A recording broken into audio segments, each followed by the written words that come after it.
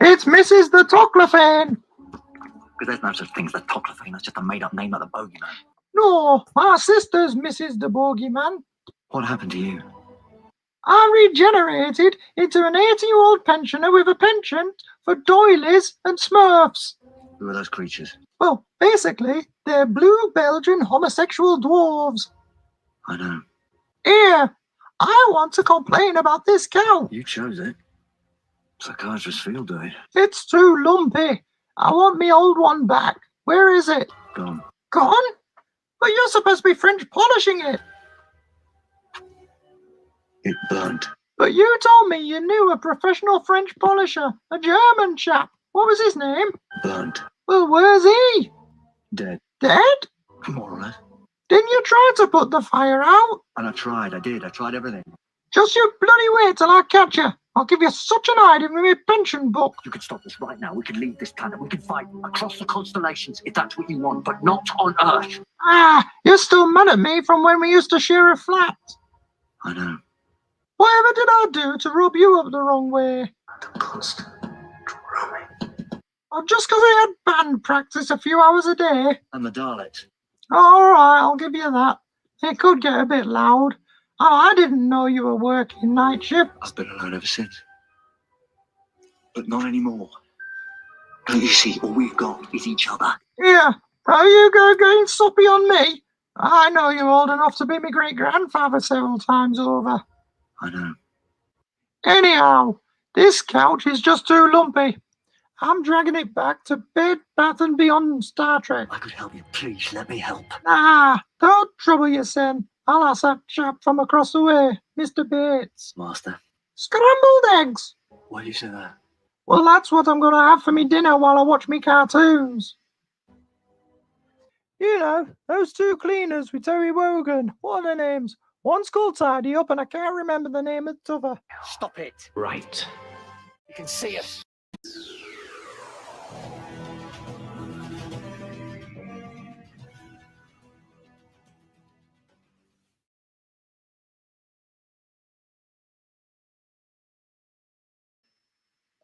Unmute myself before we get going. There we go. What would it be? It wouldn't be a proper bargain bin episode without some technical difficulties, some echo, and a muted microphone. How's it going, guys? Welcome to another episode of the Bargain Bin Show. So let me check the chat. We have Mr. Von Stugel in. Haven't seen you before, and I see we've got a question for our guest, so I'll bring that up in just a bit. But how you doing, dude? Bristolian Dave, all right, me babbers. Yeah, we're just setting up. Dave will be on in a bit. We got Scotsman TV. How you doing, dude? Rob will be here in a bit, and we've got Michael McCartney. So that happened. Yeah, we always have something good cooked up by Rob for you. Anyway, let's bring in today's bargain bin crew. We've got Bristolian Dave, and we've got Rob G. Price. All right, me babbers. I got one question. Rob, what the hell were you smoking to make that? That was, whatever it was, I want some. That was so good. They're blue Belgian homosexual dwarves. Is this how you how you spend your free time, Rob? I know. Like, I don't remember this episode of Doctor Who. Mr. Von Stugel says, let's do it muted, practice lip reading. I mean, sure, let's do it.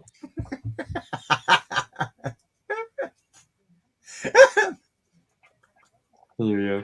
So how's it going, guys? Had a good week?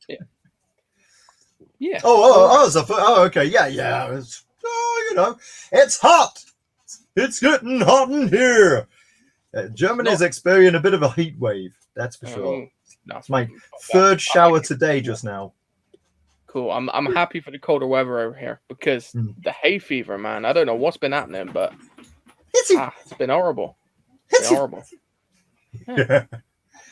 I'm glad I just haven't had any this year. Well, a little bit of tickly nose, but yeah, otherwise okay. Oh well. We should mention Jacobus is still not with us because he's got the old Rona. So are you positive? Is he positive? He might be positive. It's the beer bug, man. But it's uncertain. Yeah. No Jack again. Maybe he'll be with us next week if he's not. Yeah. Just make sure you back Twisted Fairy Tales because we got to pay for that funeral fund somehow, guys. Like, touch wood. If he dies now, I'm gonna feel so fucking bad, ain't I? I know. I've made too many jokes. We're in too deep. We just gotta roll with it at this point.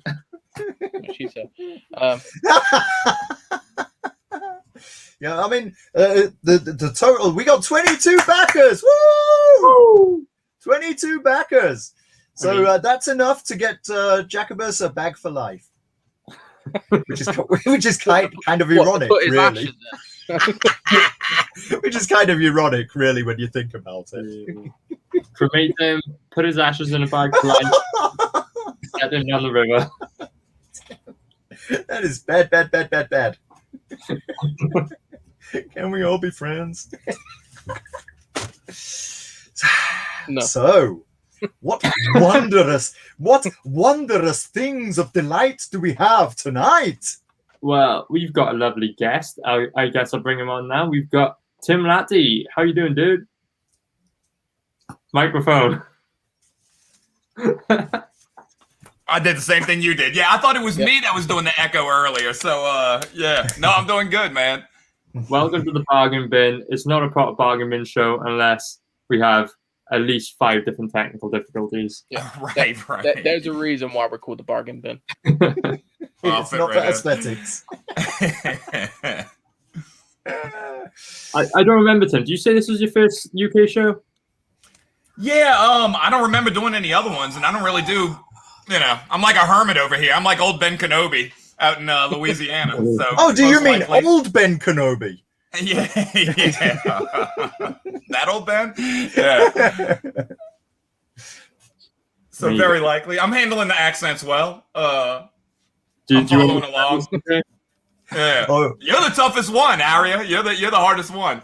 All right. I'll try and tone me Welsh accent down just a little bit. And look, I barely understood half that intro too. I was trying to follow along with that. Right. Yeah. Everyone keep up with me now. And Well, I think that's a wonderful idea, actually. I think we should all try to do the Welsh accent just to make Tim feel welcome, you see. I'm not even gonna. I can handle that. That's more that hits my genetics hard, man. I can follow that. I can follow along with that one. So, where you from, dude? So I'm from outside of Louisiana, Metairie. It's called Metairie, Louisiana. So right outside of New Orleans. Yeah. I see. Like 5 minutes, something like Pale that. Rider says a fellow. Oh, no way. Where you at, dude? Pale Rider? Are these so Pale Rider and Mr. Von Strugel, are these people that tend to follow you around? We haven't seen them in our chat before. No, I've never seen them. So that's crazy. Pale's everywhere, man. Out of everybody in the world, that's awesome, dude. If you're from Louisiana. Welcome. Pale Rider's the one that does all the sketches of Sugar Chris in the red dresses. Oh, right. Yeah. My bad. Ah. And as we talked about earlier, you can probably hear my rooster crowing. Is that your cocker crowing? Yeah. He's a big boy. So, yeah, dude, he's joining us. All right, dude, I was debating move out there, man. My parents live out by out in the Hammond area, so they're right by you. So he's about 45 minutes away, something like that, 30 minutes. How do you pronounce Ponchatula? Yeah, say it smoother, and you nailed it. Like it's Ponchatula. probably going to be an Indian word, I'm guessing. I'm taking a wild guess. Ponchatula. Ponchatula. Ponchatula. Go on, Rob. Ponchatula. But they have like Strawberry Festival out there and stuff like that. It's a cool area. Nice. Oh, very cool. I'm So, gonna practice Ponchatula all night. Ponchatula. Dude, for first one out, you nailed it, man. Yo. Yeah, Hammond is a cool town. very good. How do you say the town? I'm done with the city, man. I'm done with the city. So I'm like looking at where he's living at. I'm like, dude, I want to take my chickens. I want to go start a farm, draw comics. Yeah, I mean, like having chickens in a city is a pain in the backside. Like one of them gets run over every week, right? No, no, I hope that never happens. No, I'm wishing that on you. I just keep hatching more, like I just never have breakfast. I just keep making more chicken eggs. No, so shit, man, that's crazy, dude. You grew up right around me. You're from the H-Town, Harahan. Yeah, we're like kind of like a little bit of country down here too. Like it's a weird mix in Louisiana. Like you still have the city, but we're still so deep down in the South. Like you're a little, I don't know. It's still a little backwoods in a good way. Not like Deliverance banjos playing like every time you turn a dark corner, but you know. Well, speaking of backwards, I live in Wales. So. All right. What you walk down Aria Street is yeah, looky here. This here be my sheep. Yeah, you're right, Spider. You bought the sheep Yeah, this time, looky man. here, you see. Spawn people are calling to Bond. Not that country. We're not that far deep down. I did have alligator last night, which is funny you said that. Yeah. How are your chickens? Alligator. They're doing good. I'm eating alligator though, you know. Like I'm not. What do you call them? Slaughter them and shit. No, I'm talking about because of the alligator. Yeah, you had an alligator. What, like came onto your land? No, I ate alligator last night. We had alligator nuggets. Oh, you ate at this alligator? restaurant. Yeah. It was pretty good. But my cousin had caught one years ago, and he kept it in a fish tank for a couple months. Little baby alligator, dude. He put it in an ice chest. So that sums up Louisiana for everybody that's wondering. So is that where you get like all the big ass like crayfish cookouts and all that, like the massive? Yeah, we call it crawfish, and they're basically like little shrimp. Little lobsters, and you just pop the tail off and eat it. It's a lot of work for a little piece of meat, but it's a big thing down here. Like everybody loves crawfish boils. Right, it's like that much work. You can be pretty quick about it, but I see it online all the time. I'm like, if I go to America, I gotta go there. That looks like my kind of. Dude, it's a fun place. It might be as hot as Germany right now. I don't know. It's if you can handle the heat, it's all right. It's humid. It's very, very humid. I don't do Fahrenheit. We're in the 30s. I'll have to look up what that is I don't. Yeah, I'll have to look up what that is. Dude, this is actually not even a bad day. We're like 82. That's what it says on my phone. It's probably a little warmer than that. 82 Fahrenheit. I don't know what that is. Fahrenheit. Come on, Google. Fahrenheit to Celsius. I know we changed everything up over here. Right, 82 is 27. That's not bad. Whereas for us at the moment, I think we're about 32, which is about 89.6.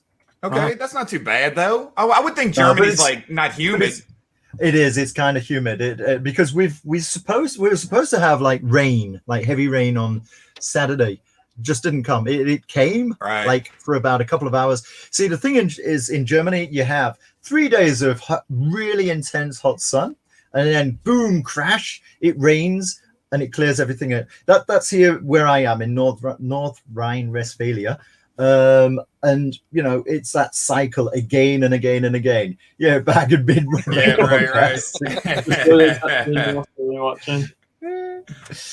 We don't normally talk about the weather that much on this show. No, we're not that British. Right, yeah. Wait. We haven't run out of stuff yet. I think there's still a campaign to talk about, but what we should be talking about this lovely looking book. Yeah, man. So we finally, we had our first Comic-Con in real life this weekend where we got to do the whole thing. So we got a little bit of movement, which was very, very nice. Jumped up about $400. So that was an in-person convention. Yeah, man, it was awesome. It was fun. Oh, that's and look, we had about 2 or 3 this weekend, so it was like spread out throughout, Louisiana, Mississippi, Arkansas. They had a bunch of them. How are things? Are people not kind of concerned about contagion? So it really depends on. Obviously, the States is a big area. It depends on where you're at. In the South, man, it's really kind of laissez-faire. Like nobody really cares. Some people do, but nobody's wearing masks anymore where I'm at. Everybody was pretty much rolling with it. And this was the first show. There was a couple comments like, hey, I've been vaccinated, blah, blah, blah. like before you shook somebody's hand, but overall it was pretty normal interactions. Does that make sense? You know what I mean? Like everybody was pretty cool. Now we did have the lady who was the voice of Ash Ketchum in Pokemon. She was across from me, and she was from LA. Oh, yeah? And it was a totally different. This was like her first time being around this kind of situation. So it was a totally different vibe for her. I'm sure she had a little bit of culture shock. But for us, it's been like that for a few months now, you know? And even, dude, honestly, even before that, the bars were open, you know? Like Seriously? Yeah, dude, yeah. So it's been like, I don't know, it's been a slow. Louisiana was tighter. Let me explain it more like this. In New Orleans, things are very much locked down. They were more tight about things. And as you go out away from the city, people just kind of did whatever.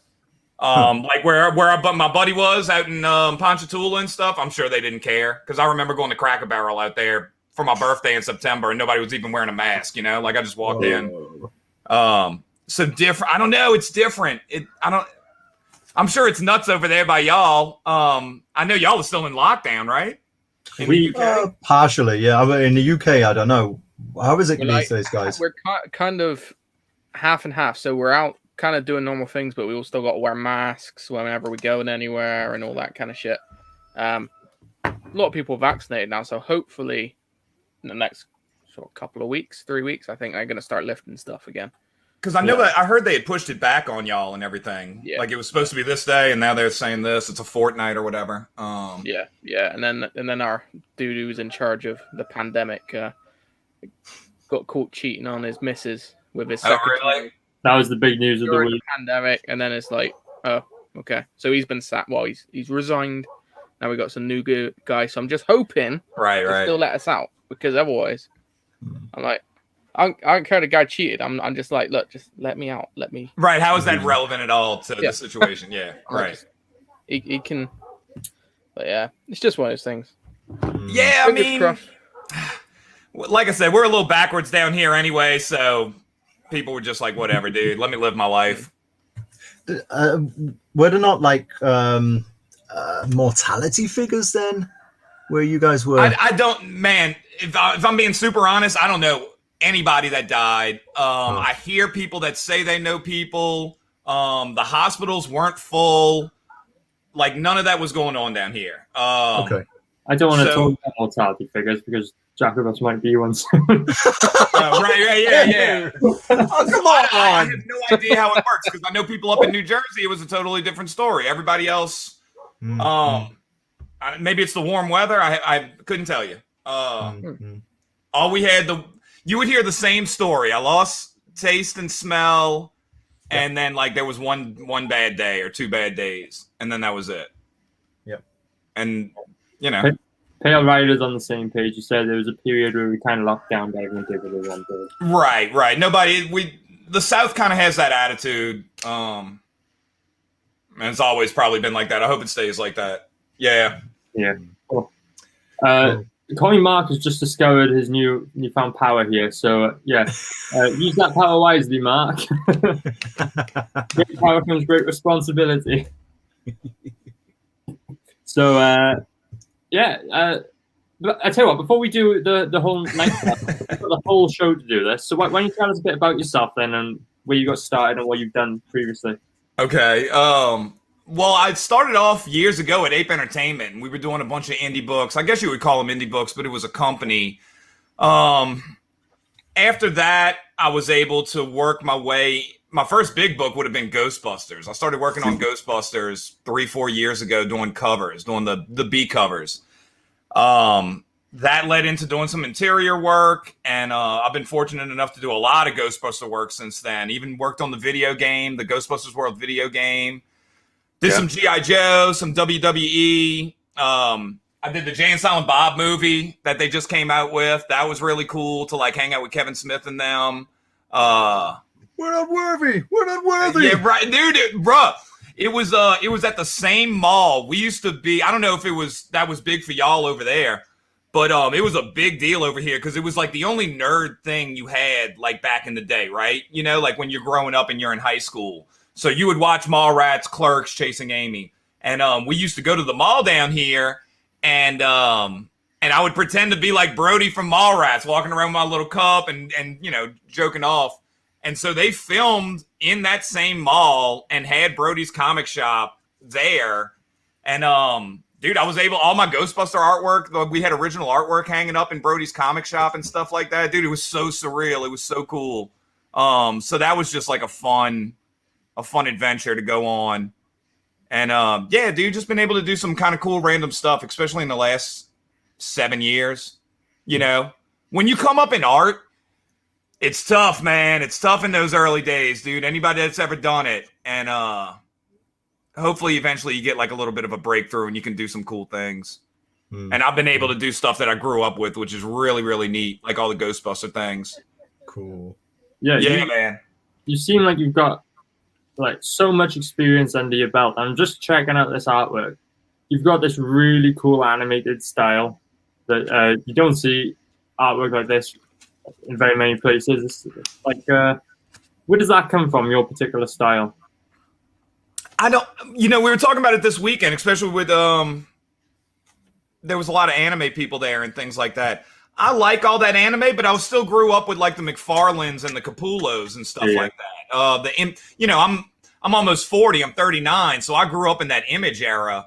So I kind of think it's just like a nice mix of, in my mind, I'm trying to Goldilocks. Not too hot, not too cold. Like a little bit of detail, you're going to get some detail, but I like that cartoony style. I think there's something to it rather than, that's just me. I mean, it becomes a preference. So I don't know. I had a guy years ago that draws comics. He drew like Green Lantern and stuff like that, Derek Donovan. And I was like, yeah, man, I'm trying to figure out my style. And he said like, dude, it's already there. You just have to, it's just going to reveal itself naturally. And that's very, very true when it comes to art. Like, don't think about like, oh, I'm trying for this style, that style. Like, just do it. Yeah. And it'll, whatever you are will show up. So are you self-taught or did you study art somewhere?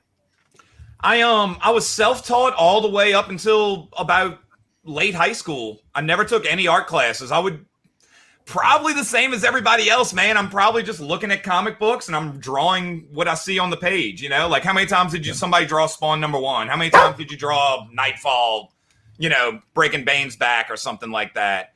And I love Tom Grummett and people, some of those artists from the 90s. Jim Ballant. I have a Jim Ballant cat. You can't see it. It's off camera, but a Jim Ballant Catwoman poster over my desk.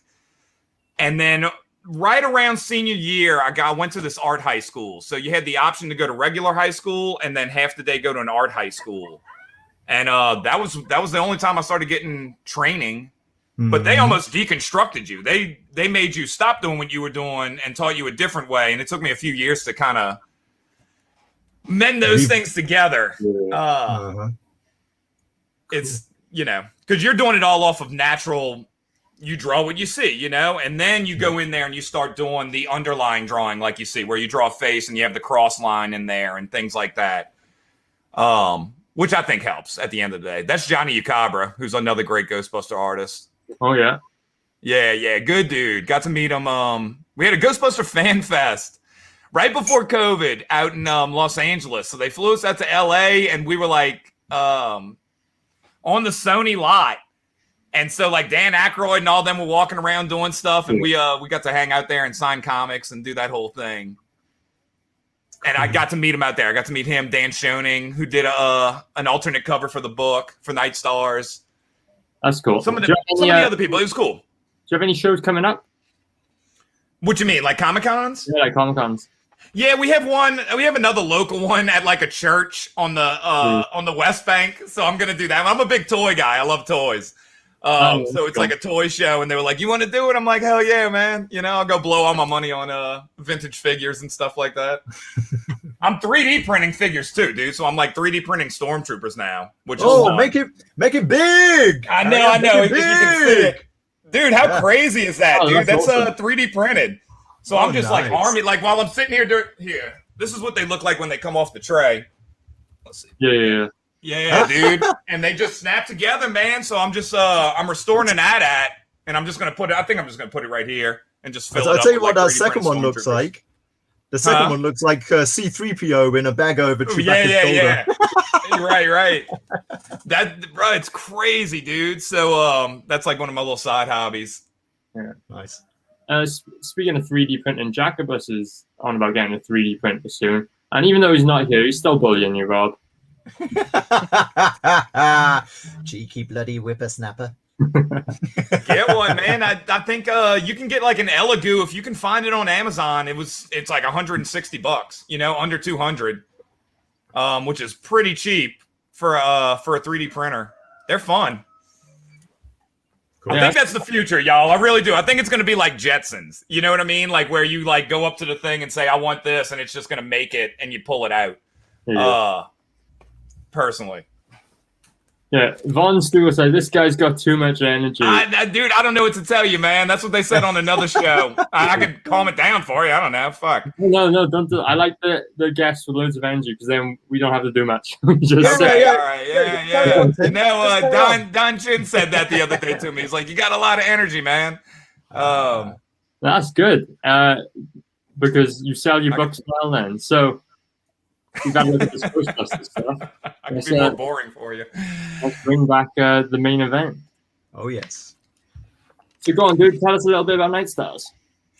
So Night Stars is a story of three kids who are they're taken aboard a flying saucer. And when they're on there, the saucer kind of morphs around them and puts them in these suits that make them look like aliens, like little green men.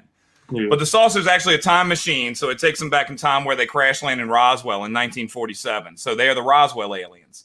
And from there, it's their journey throughout time, kind of dealing with history's mysteries. Like they knock Amelia Earhart's plane out the sky. One of them falls in love with Anne Frank. They get a Yeti as a pet. And I came up with it about 7 years ago and did a Kickstarter. And we did pretty good for just that first issue of the Kickstarter. And then every year subsequent, I was able to put out one issue. And so this is the culmination of that. This is going to be about 5 issues, 4 of the original issues, the first story arc, and then there's going to be a new one where I introduce the Yeti. And it's kind of like my take on like Goonies and Monster Squad, if y'all were into that. Over in the UK. Yeah, I love it. It's been a long time. I would Okay. not remember the plot of the Goonies. I vaguely remember it. It's from the 80s, isn't it? Yeah. But I remember being a kid, dude. It was always on, and it's just like a fun. It was a fun adventure. It's kind of like a pirate story. They go find a hidden pirate ship. But one of those kind of kid adventures where they go off. This is more like a sci-fi version of that. I was obsessed with Monster Squad. I thought that was the coolest movie ever. So this is them transitioning into an alien right there. Uh-huh. Kind of has like a Sailor Moon vibe. It looks like it's giving me Deadpool vibes with the helmet.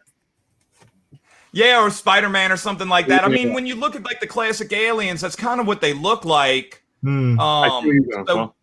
Take you me know, to your it- dealer. yeah, right. So yeah, that was it's it slowly evolved, and then I took a lot of the original pages and I've just been recoloring them and putting a new coat of paint on it because, again, anybody that does art, you hopefully are going to improve in like a 7-year period, man. So putting some new colors on the old pages just really made them pop, and I'm excited about that. So do you do everything then? So you do the pencils, the inks, and the colors? Yeah, absolutely. I'm lettering it, all of it. That. You do- And you're the writer as well. Yeah, yes, sir.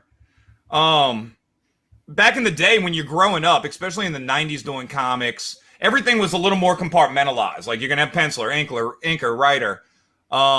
As things has evolved, pencilers started inking their own artwork more, which I like. And now we're at a point where, dude, the kids today that are on Clip Studio and doing webtoons and stuff like that, they're doing it all themselves. So it's just kind of going to that arena where you have to be a jack of all trades at this point, and it's easy. Back in the day, you had to use something called an Ames guide, which was like a ruler type thing, and it had all these little dots and circles on it. So it's very complicated if you look at it, and that's how you lettered. And now, I mean, you just go into Photoshop and type. It's not that complicated anymore. So what's your process? Do you do the pencils and inks all, freehand, or do you do digital now? No, so I start off in the computer now, and I'm gonna do all my layouts and all my roughs, and I do those in a blue ink, I guess. Then I print it out, usually on 11x17 Bristol board, and then I'll ink it by hand and then scan it back in.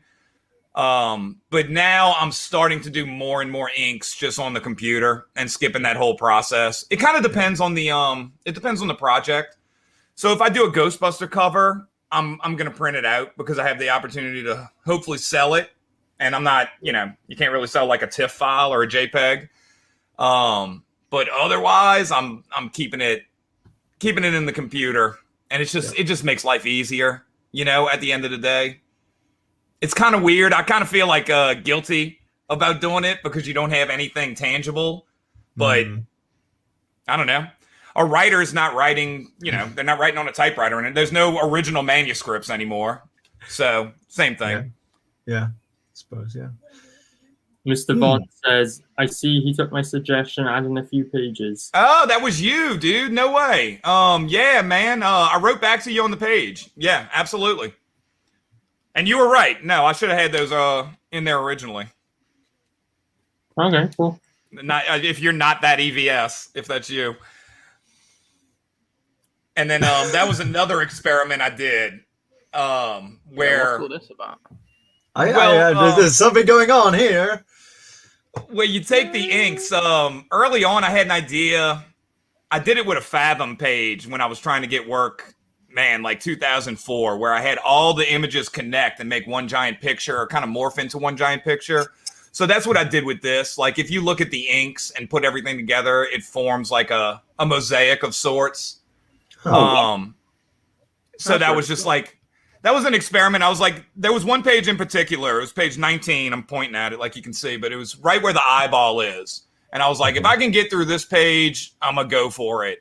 And yeah, that was the hardest one. Luckily, their suits are always transforming and morphing, so I can kind of play around with it. And so those lines, for example, the contours of the face, etc., they're in behind the panels, or what? So for example, that big head right there of the soldier, the lines are going to be hidden within his body. So the lines are going to be the backstrap of his rifle is going to form like the lines that are her hair and stuff like that. So I can see that. Yeah. And I had to play around with the layouts to fit that, which was an interesting experiment, Taking ages to plot out. Wait, what's that? That must have taken ages to plan out and put the page.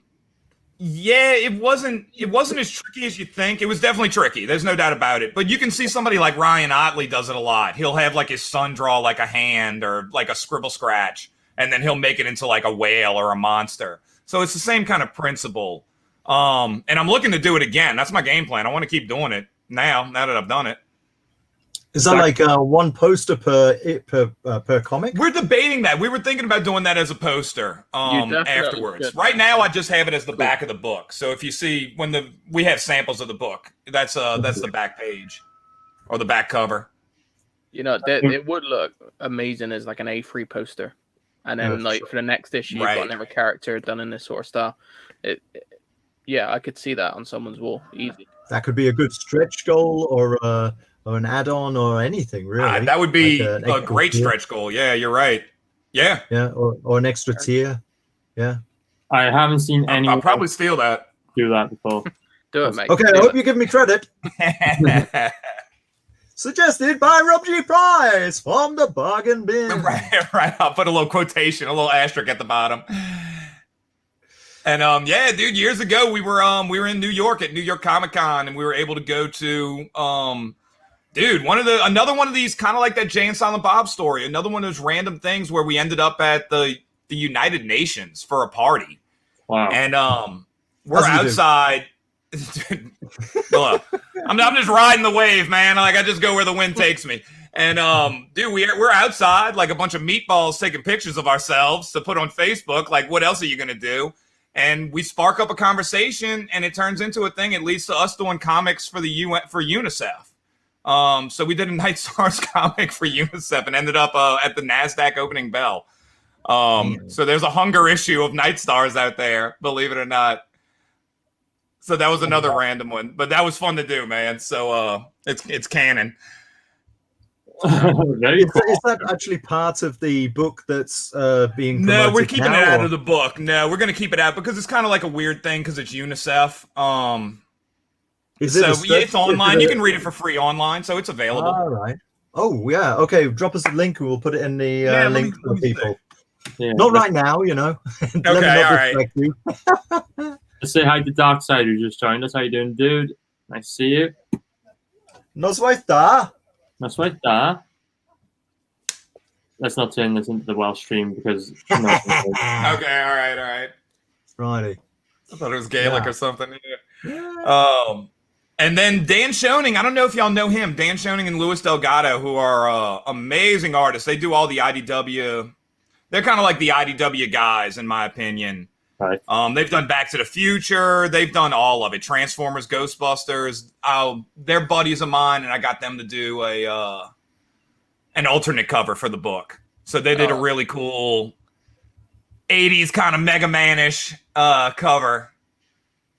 Look at That that. rocks, man. That's cool. Cool. That's very cool. I like the style. Yeah, they're awesome, dude. These guys are. There's a reason they get to do all the cool stuff at IDW. The kings of the 80s. Oh yeah, that looks great. Yeah, man. What else have we got on here? So to replace that NASDAQ UNICEF issue, we put in the Yeti story. I don't know if y'all are Creepshow fans. Do you remember that, the Halloween movie Creepshow? Yeah. It's a Stephen King movie.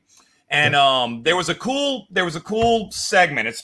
It's broken up into a few parts where they find a box underneath a staircase, and the guy, he has this loudmouth wife played by Adrienne Barbeau from Escape from New York. And it's basically like a Tasmanian devil or some sort of monster, and he eventually feeds his wife to it at the end of the episode. But I loved Creepshow, and I'm going to sneak... this is kind of like an homage to that. So they're going to find a Yeti under the staircase in the flying saucer, but it's going to become their pet. So it's a little bit of play on that. Oh, And that'll be the fifth story. I love the this book. one in this book. It does sound like the Goonies, like that kind of adventure. Yeah, a buddy of mine messes with me. He was like, dude, what is your demographic? I'm like, dude, I don't know, man. I'm just doing what I feel like doing. If people like it, great. But definitely Goonies. Yeah, I recommend Monster Squad if you haven't seen it. Awesome movie. I haven't seen it. Gotta admit. I think you would enjoy it. I do. Yeah. Dave's our film guy sometimes. Have you seen it, Dave? Yeah. I've watched it once, but it's a long time ago. Okay. All right. Yeah, I need refreshing. So you got custom emojis as well, and stickers. Everyone's Yeah. So like kind of retro stickers, fun retro stickers. That's obviously Spider-Man 300. Yeah. And then a Mario 3. And I haven't decided what the third one's going to be yet. Are they? Oh, sorry. No, it's gone. I was going to ask another question. Yeah, talking about demographics. Are these child-friendly comics? Yes. Yeah. 100%. Okay.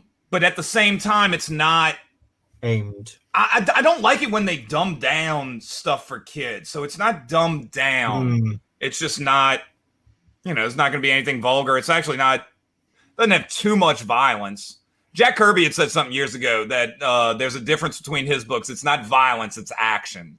So it has action in it, not violence. Yeah, so I wanted an all ages book. Hey, you said you're an action figure guy. Tell us about this. This looks great. That is that's our super stretch goal. While we were planning it out, my buddy Michael, who's my partner in this, he was just, I had done a Kenner Millennium Falcon, I guess it would be Palatoy for y'all, box recreation where it's the girl from the story like playing with the Nightstar spaceship, but it was the where the Falcon was. And he was just like, dude, we should make toys. And it basically snowballed into us getting this awesome designer Adrian Melton, to design a figure for us. It's a fully posable, functional action figure. But that's a little more down the line in the stretch goals. But yeah, I love it, dude. It came out great.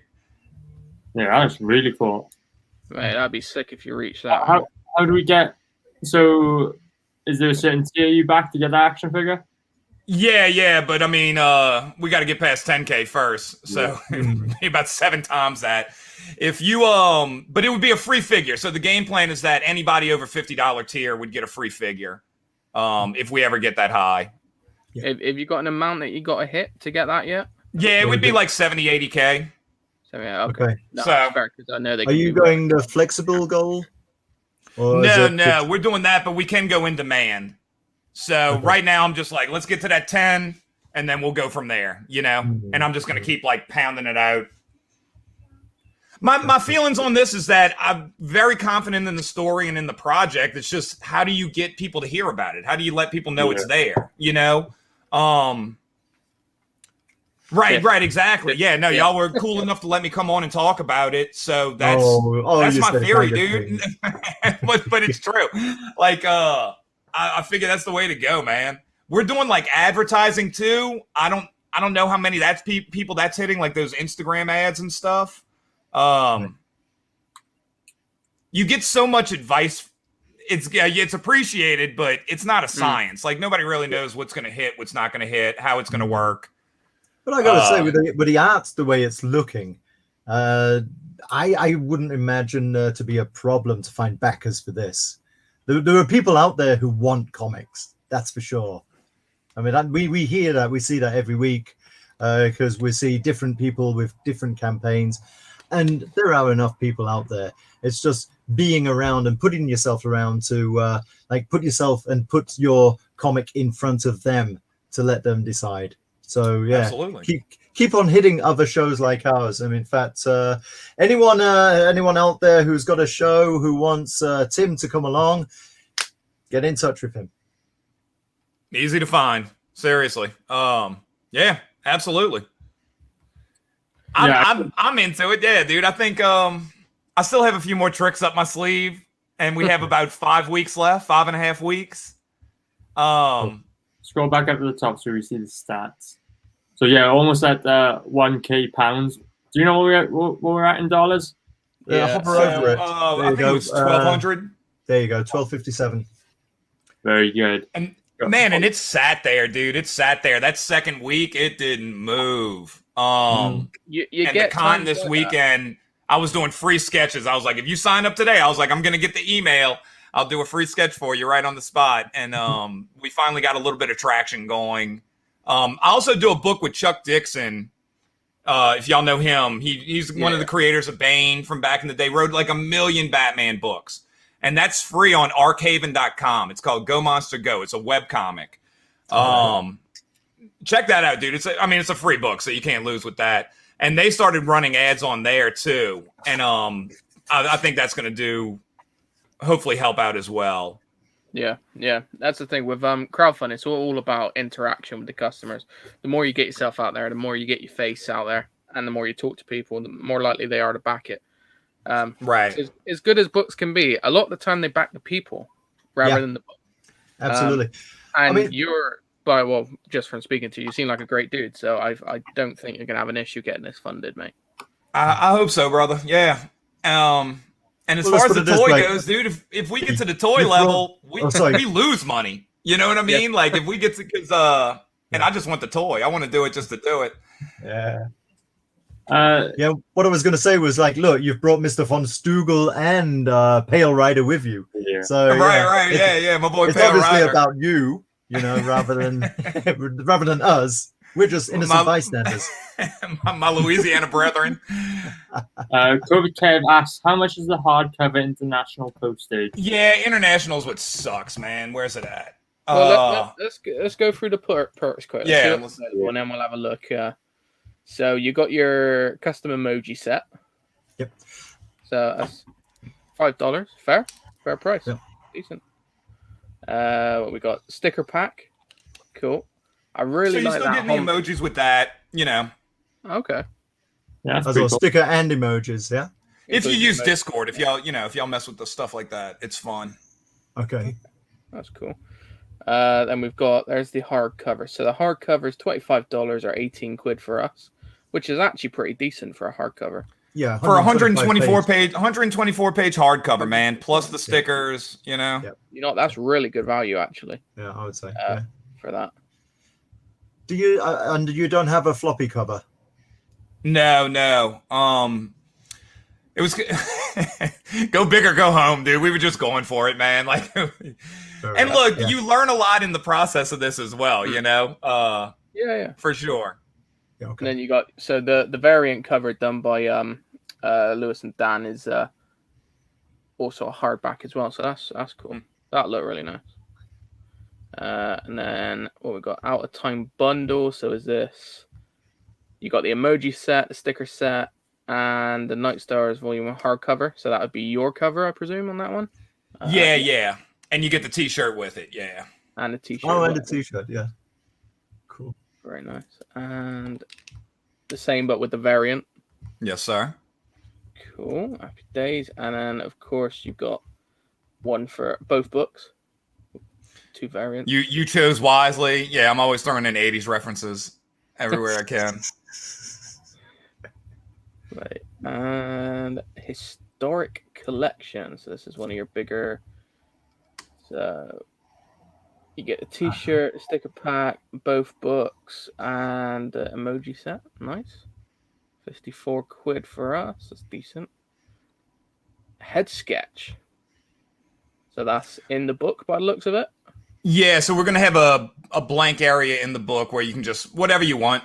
You know, I would prefer it if you pick some kind of random character. I enjoy that. So yeah, if you want Batman, if you want, you know, whatever. Ron You get it on the Jeremy. inside of the book. What's that? Ron Jeremy. Yeah, but within, I mean, as long as it's just his head, yeah, it's a head sketch. I mean, Custom commission. So 11 by 17 commission featuring a character you're choosing. Okay, that's cool. So you get everything, and then you get head. right. sketch So you're as getting well. a head sketch, and then you're getting an 11 by 17 custom commission, and that's going to be same thing again, dude. You can get like any character you want, or you can get any character you want with a Night Stars character. You know, so you can technically get a second character in there. Right. Jack just asked, "Can I buy that and have you make a bargain bin advert?" What, it's like a trade? I'm all about the barter system. And you're the one. So there's only one of these. So this is your big kahuna. Big package. Everything from all the tiers as well as the actual published cover. Right, the Ron Jeremy tier. Yeah, man. Hey. That's very So yeah, you get the cover, custom commission, head sketch, and then all the loot. Cool. very, very cool. So we had a question earlier, didn't we, from COVID Kev? Yeah. Did he ask Shipping how much- prices Oh, on postage, these- yeah. All right, let's have a look. Yeah, the postage is one of those things that, like, it What are you gonna sucks. do, dude? Yeah. I know. And for you guys, it's so expensive to send it in comparison for us to send to you guys. I was even talking with somebody recently about he was saying he was setting up something where you send it to one person over there and then you would pay them to kind of ship it out from, Distribution. Yeah. you know, whether it's Australia or something like that. Yeah. Yeah. and So 'cause when it's you go in there, man, you have to pick, you know, basically worldwide, like what is the shipping price? yeah. You know, what Yeah. is I mean, But I know that effectively, changes for, it. for a book that big, it's going to be expensive to send it to us. Like, it's just what it is. There's nothing we can do about it. Right. If I can figure out something else, I'm all about it. If y'all have suggestions, I'm all about There's, it. I don't know. There's a guy, because I think Aria, you're going with him, aren't you? I don't know, Critical Blast. Yeah. RJ? That's exactly who I was talking about when I said the guy. Yeah. Critical Yeah. Blast was saying that they were working on something like that. We know who you mean when you say the guy. Right. The guy. Yeah. You have Yeah. another question. What exactly are the differences between the 125-page hardcover and 140-page trade, besides the obvious, of course? Like 16 pages. Right. No, I don't know if anything's. What's the difference? What are we talking about? Unless I've just got the numbers wrong. Where do you see the? Yeah. So do a quick word a text text search for 140 page. Nah, nothing. Yes. So I don't know. You have to expand on that a little bit. Von Strugel. Yeah, that's not what you're on about. And No, he is I right. don't see 140 either. Unless I misspoke, yeah. Made a comment about that. I'm going on Peter Sametti's Monday night open streams. He does like an open mic. Open mic's a really good way as well. So it's shows like this where you can pop on for 5 to 10 minutes. You show your book real quick, and you can get quite a lot of traction from them. Yeah. You said you'd already been on with Don Chin, right? Yeah, that was the first show I did. Morning Coffee, and I think we're doing Billy Tucci this week, the show that they do, Pop Culture Experience. Yeah. You know, I'm gonna shoot for whoever, man. If I can get on like EVS, all those kind of guys, go for it. The thing is, you don't ask, you don't get. You just got to try and get on, don't you? And I don't see why not. This is a quality book, mate. So yeah, for sure. The artwork is stunning. I mean, let's just savor the colors. Go back up, please. Is it Dave or Ario's got this? That's why it's so clunky. There we go. Go back to that. Wait, where do you want me to go up right now? Yeah, it's funny, I'm colorblind too, so my friends make fun of me for that. I mean, that is beautiful. The vibrancy of the colors. Yeah, I like that. Really nice. What you're colorblind, you say?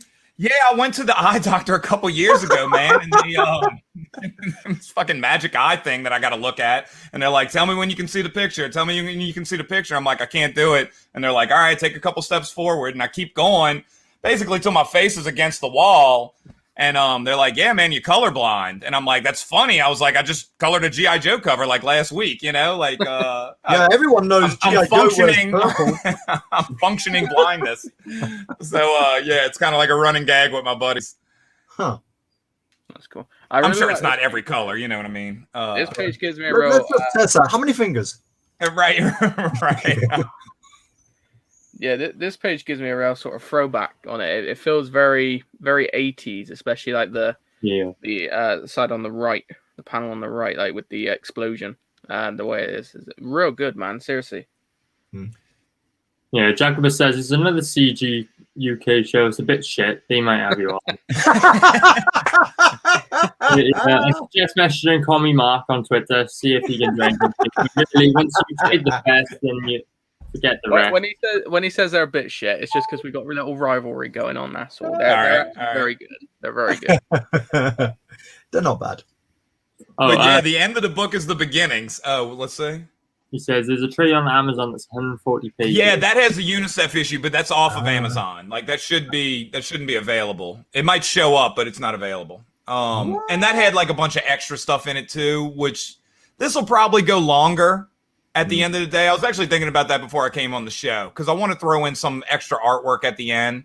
And you do everything as the way the pages, you know, you're gonna have to do 2 pages the way they lay it out. So we'll see. We'll see how it plays out. It'll be over 125. Are you putting this out with an ISBN? Yeah, it should have one. A barcode? Yeah. Yeah. Cool. Okay, so we can expect to see this in stores at some point? Yeah, I can. I don't know. I don't know. Is Barnes & Noble's going to pick it up? I mean, if they want to, cool. You know what Barnes & Noble in the US has? Oh, yeah. Sorry. Oh, really? Oh, yeah. I tried that route before, man. I looked up trying to get like a literary agent. It's been a journey trying to figure out like what the right home is or what the best way to go about doing this is. And you learn a lot in that process.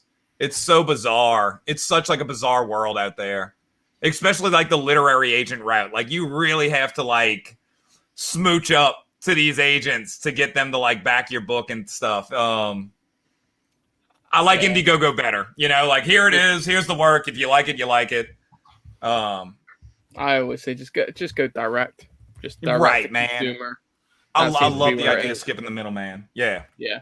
Plus, Yeah. more money at the end of it, isn't it? It's like, Right, and you don't have to make concessions either. You know, like I'm not gonna, nobody's gonna be telling me like, no, I don't want to see him do this, or we're paying you, so you got to do this. Like, no What one I wanna messing do with is your what I'm gonna story. do, It's man. your story. You listen to your customers, and that's it, mate. It's like, Dance monkey, dance monkey, dance monkey. Oh, I didn't know Rob knew that song. Yeah. Oh yeah, baby. Anyway, Sorry, go on, carry on. and then we watched the trailer, guys, before we wrap up this segment. do it. And I really hope I got a letter from 13-year-old Ryan from Belfast. Now, Ryan, if you're out in the crowd tonight, here's the answer to your question. No. As far as I know, an alien spacecraft did not crash in Roswell, New Mexico in 1947. And Ryan, if the United States Air Force did recover alien bodies, they didn't tell me about it either. And I want to know.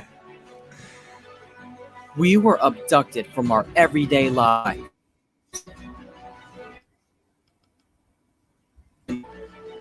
Hoping to find a way to change the future by battling our way through the past.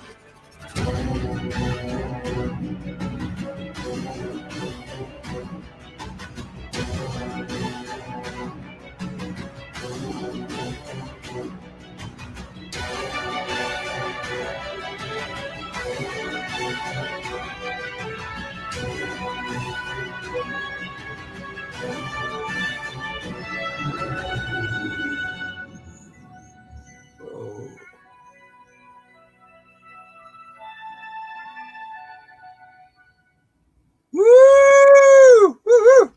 And you can see some of the older pages, like you can see the difference in the coloring and all. So yeah, man.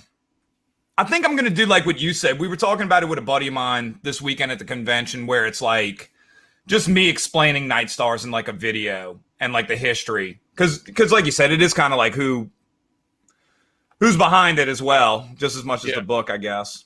Hmm. Sure, why not? Really, really Let cool. people know Right, who you right. are. Yeah. What's it gonna hurt? I just realized, was I muted that whole time? Yeah, no, it's fine. We heard it. It's fine. Yeah, we heard everything you said. We just ignored it. Yeah,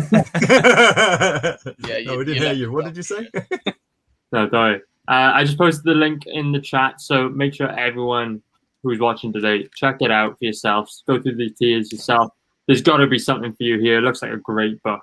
It really does look amazing. Your style is really well polished, dude. Thank you, brother. Thank you. Damn, we're And jealous. if we can figure out something with a Critical Blast, man, and get if we can get that figured out, I would love to get more books to the UK. That would be cool, man. Yeah. So yeah, absolutely. Very cool. Would you say most of your backers are coming from the US currently? Right now, it looks like they are. Yeah, I know I got a bunch this weekend and stuff like that, just at the show, so I know that specifically.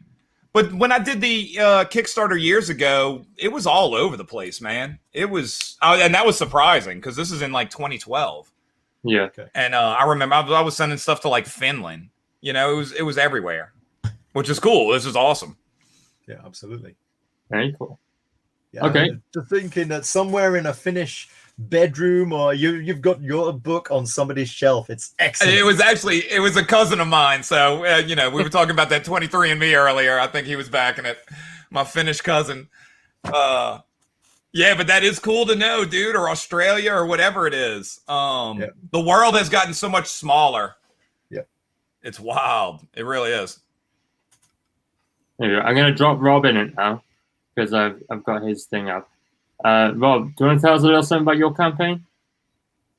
Yes. Rattle and Roll. Okay, so talking now. Let me tell you about Rattle and Roll number 1. Okay, before I met all of these guys here, I just did this all myself. Traditional inks, worked black and white, reworked with Clip Studio Pro. Clip Studio Paint. So that's me, one of those guys as well. and I just brought this out. Just me, little old me, myself, and I. And so it. So again. Oh, okay. Let me find that page. It's one of my favorite pages, like based on a very famous photo of the Jewish market in New York. So that's crazy. God, rattle and man. roll. Ah, thank you. Yeah, but come on, like we've just been looking at your book, dude. That's a lot. I know. How long did that panel take? Oh, that took the better part of a day.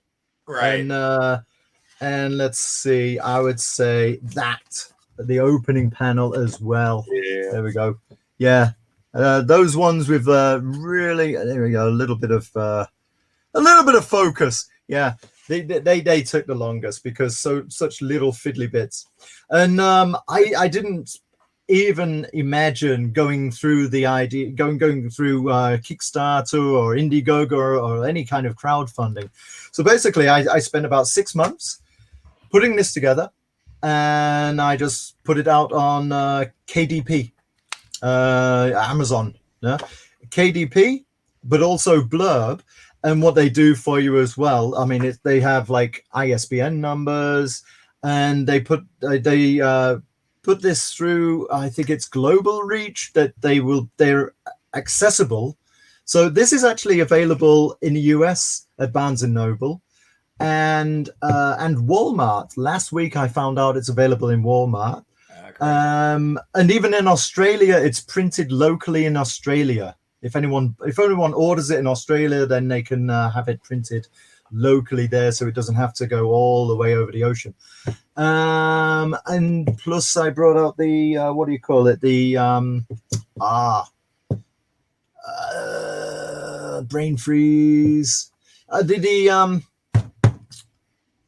ebook version on Amazon. About 3-4 weeks ago. I was very, very sluggish when it comes to ebooks. The concerns about piracy, book piracy, etc. You know it happens, right?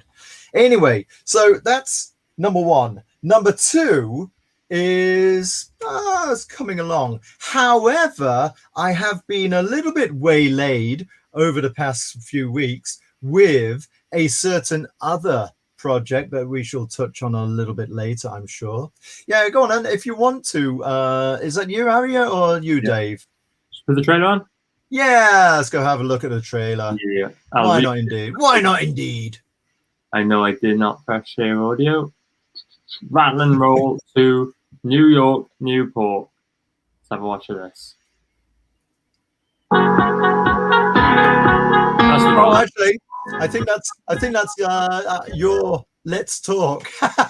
go down, and then that's the one. Yeah. There we go. Will Mr. Rattle's dreams come true? Who is the mysterious Dawn? Where does role of Rattle and Roll fit into this? Why did Mr. Rattle stow away to America? What is a jam? Where did Mr. Rattle get counterfeit money? Why doesn't Mr. Rattle have whiskers? All these and other questions will be answered in the first and following issues of Rattle and Roll.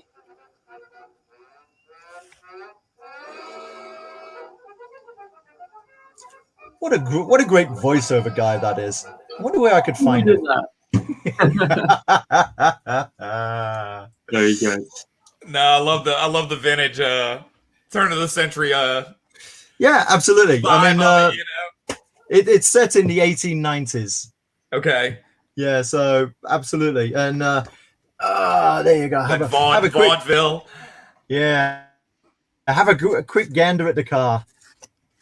One of the cars doesn't even have a steering wheel. It has a steering rod. So I saw some videos the other day from old New York or old San Francisco, and the way they drove was insane, man. It was just, like Italy. Yeah, I guess. Yeah, it was. I don't know how people survived walking the streets. Jacobus is posting this, but I think only because the new car he bought also has a steering rod. In Rod we trust. Yeah, cool. Yeah, well, we'll mention Rattle and Roll in a second because it's also available through the Twisted Fairy Tales campaign. Yeah, But baby. before we get to Twisted Fairy Tales, I hope you don't mind me sharing my own little project, The Adventures of Taylors in Outer Space, which is launching this Wednesday. We've got 2 days. I'm so excited to launch this book. I'm like a bundle of nervous energy right now, and like I'm so distracted with everything I'm doing because all I'm thinking about is launch day on Wednesday, and so yeah, at 7 p.m. if you're in the UK, 2 p.m. Eastern time for anyone in the US, we'll be launching on Red Valkyrie's channel. I'll tell you a bit more about that in a second. But if you're a fan of classic Saturday morning cartoons like the Thundercats, Transformers, the Teenage Mutant Ninja Turtles, then you're going to absolutely love The Adventures of Taylors in Outer Space because it's all that lovely 90s cartoon nostalgia, a whole bunch of action, sci-fi, and more, all in one beautiful collected comic book. So what backers are going to get are the first 4 issues of Taylors that have been released, plus potentially 3 bonus comics that have never been seen before. So, providing we hit all our stretch goals and all that, we could have over 50 pages of story content alone. And then that's not even including the massive bonus section. So, I'm saying that intentionally without the... yeah. I only do that on this show when I go about it. But yeah, so you're also going to see in the second half of this book the entire history of Taylors, every story, every idea, every drawing of Taylors that there has ever been will be included in this bonus material section. And you can trust me, anyone who backs, this is going to be the most in-depth look into a character's creation that you will get anywhere. That's in all of the mainstream comics, all of indie comics, because like I said, I have every single drawing that I have ever put into the creation of this character. So that will all be included there. And like I said, we got 2 days to go.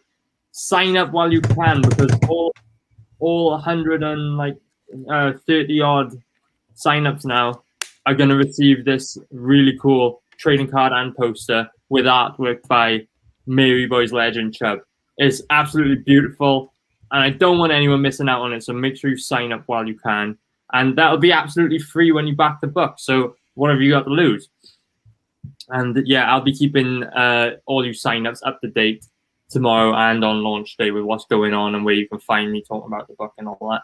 And yeah, like I said, we've got that unlockable 7th mini comic, which is going to take us to over 50 pages of story. And it's also a really cool prequel book to my next project, which will be the first full-size Taylors comic. So, you know, if you want to get in on the ground floor of that, then this is the mini comic. So make sure we get this unlocked. And yeah, I'll show you one more thing before I wrap up this little bit. On my Twitter, just keep an eye on my Twitter for the next couple of days. That's @Arya_Blackness, where I'll be keeping you up to date with absolutely everything.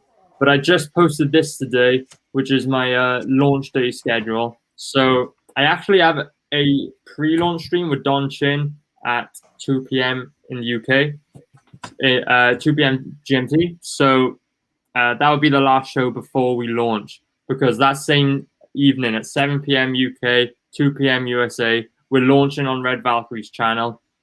Like I said, I'll be emailing the links out to all of my lovely signups. I'll be posting the links on my Twitter. So just keep an eye out and you'll know where to find me on the day. And then straight away after launch, we've got a show with Joe Catapano for an hour. And then after that, we've got a show with Global Frequency for an hour or so. So yeah, make sure you check those out, guys. And that's The Adventures of Taylors in Outer Space. It's on Indiegogo. We got 2 days left. I'm so excited. Let me share the link. There it is. Cheers, Dave, for putting it in the chat. Here we go. Right, so let's move on to the Bargain Bins book. That is Can't eat that. Fairy Tales. Can't eat that. Leave that alone. Sorry. Talking mid-talk. Can't eat that. Yeah. Well, then, Dave, it's your turn to share. Yeah, sorry, I was link sharing. I got distracted. Hold up. There we go, guys. Yeah. Links to all the books are in the chat now. There we go. So this is Twisted Fairy Tales. So it's a book started by the Bargain Bin crew. So Arya, myself, Rob, and Jacobus. Rest in peace, mate. It's Poor guy. it's a anthology, obviously based on fairy tales with a twist. This project features 20 creators.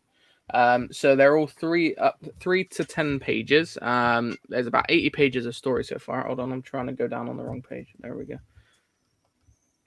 We've already hit 2 stretch goals, so everyone's getting a bookmark. Everyone who backed. Everyone's also getting the Girl Who Cried Wolf trading card. And we're only 50 quid off the next trading card, which is Red Riding Hood. So if you want a Red Riding Hood, you will have to laminate these yourself if you want to do that kind of thing with them. But, if you got a laminator, go ahead. It's really cool. We've got a lot of options. We've got hardback as well, where you can see the hardback. Well, that's the soft cover, the floppy, the wraparound done by Aria up there. And the original artwork's already sold for that one, but you can still get the floppy. This is the hardback done by Graphic Goose. Really cool.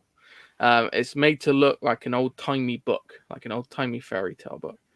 And I think he's done a very good job for that. I think he's done a great job. I think that's brilliant. We have got a poem, but I don't think we're going to read that out again because I think our audience... Oh, come on. You can read it. You can see a list of the stories and creators here. So obviously the 4 Bargain Bin members are on this, either as artists or writers. We've also got people like new creators like Demon Vizorak, Mrs. Gotex, Mrs. Black, as Aria's ever have. Rob's nephew is on here. We've got Mike Jimmy from Life on Korra, Piper, and Commie Mark. Charlie's London, who does the Charlie Chaplin book. So she's on it as well, writing a story. Really cool stuff. And various art styles, as you can see. I'm just going through quickly because we've shown our audience this, but that one's almost well, slow it down, Dave. Remember, we've got a couple of people who are here for the first time tonight, so give them the full experience. No, that's like $4.99 a month on OnlyFans. That's different. Yeah, as you see, a lot of different stories. We got Fat Goldilocks, which Foldilocks. Foldilocks, yeah. Funny. It's a little bit thick mermaid. She is a little bit thick. The Girl Cried Wolf. What else? This is an original story by Rabbi from Another Planet, which I think is the only one we're going to be leaving black and white. I think I'm right in saying. Again, looks really cool. This is the 3 Aunts, not to be confused with the 3 See You Next Tuesdays. Red Riding Hood by E.T. Madness. Very cool. And then we've got more European style with like Night School. So it's literally something for everyone. Some of the twists are funny, some of them are more horror, some of them are a bit of both. Scroll back up to Goldilocks. Oh, sorry. Goldilocks. Yeah, Goldilocks. Wait, no, I see. No. I'm not going back up because I see Davey. No. Yeah, we got some prints available as well. The Shane O'Sullivan print, which takes characters from 4 of the stories. Yeah, very cool. Cool print by Lord Eric. Yep, very cool. All hand done. And then we got Zine as well, which this is the part Jacobus normally does because he knows what this is. Yeah. These are available as an add-on, I believe, aren't they? Yes. And then we also have an exclusive badge pack, which is not available as an add-on. It's only in the big package. Big package! Big package! Big package! And we got Rattle and Roll #1, also available in the big package. So that is your best bet, is to go for the big package. Obviously, if you want the hardback or softback, you can go for that, but the big package gets you everything. Yeah, go for the big package. It's the full experience. If you want every inch of this project, then It's right here. It will leave you satisfied. Yes. You'll be coming back for more. Once you go big package, there's no other way. Just go for the big package. And if I do say it myself, it's a cool project because I think, as far as I'm aware, it's the first project that's actually been launched by like a YouTube show, like the four of us getting together to do this, and getting all new creators and experienced creators involved to get people published and get people out there, help grow the indie scene. Yeah. It's the first time. I think everything kind of has that vibe of like the 60s with Crumb and stuff like that. You know what I mean? Like there was like that indie scene going on. It kind of feels like that's happening digitally today in a weird way, man. It's cool. Yeah. No, it's exactly like that, mate. It's It's a really good time to do comics and to bring your own stuff. Yeah, that's the link I posted. I've just seen an interesting comment. We need to get the Talking Rob action figure with all his catchphrases. I feel that'd be like an action man. Yeah, tell them about the digital tier. Yeah, because it's digital tier is all about zeros and ones. Yeah, we do have a digital version. 10 quid, digital version. So for 80 pages. Come on, guys. What's not to love? Basically, digital versions there. So if you're not sure, because obviously this is our first book we're putting out. If you're not sure about us, you don't know if we're legit, or you want to see what we're like first, get the digital version. It's a tenner, and that way you can see it, and then if you like it, it'll be in demand, so you can back the physical copy later on if you want to. It's like a try before you buy, except you have to buy to try. So it's not really a buy before you... I don't know where I'm going with that. So I don't know where you're going either, Dave. No, it's late. I don't know what I'm doing.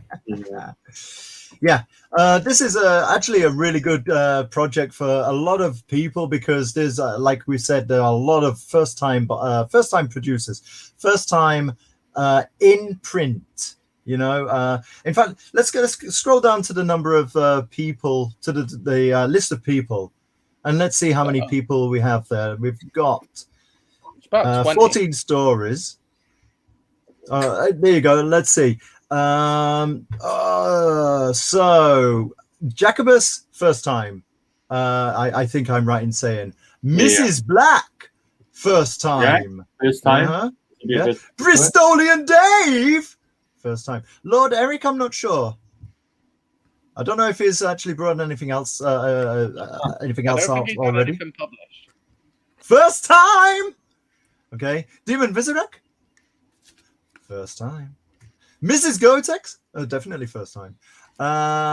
Charlie's London, of course, not first time, right? But except Charlie's London isn't out yet. No, it's coming in the next couple of months, I think. I know. I'm so excited to get that book. It looks so good. For sure. Commie Mark, we know him. He's not a first timer. Again, Goose is new. Totally. Piper isn't, because Piper did Peregrine. Peregrine, yeah. Mike Jimmy, of course, Life on Korra. Yeah, we have to give him a mention, of course. Yeah. Rabbi, we know he's not first time. Jake Tvister, I don't know. Is he? What is he? Finnish, Swedish, Danish, Nordish? One of them. So we don't know if he's actually had anything in print before. E.T. Madness, I don't think he has, but I could be wrong. But check out. We'll go back to that Little Red Riding Hood in a minute. That's excellent. What about Lewis Michael? I think this is the first time of him as well, no? No. And I know...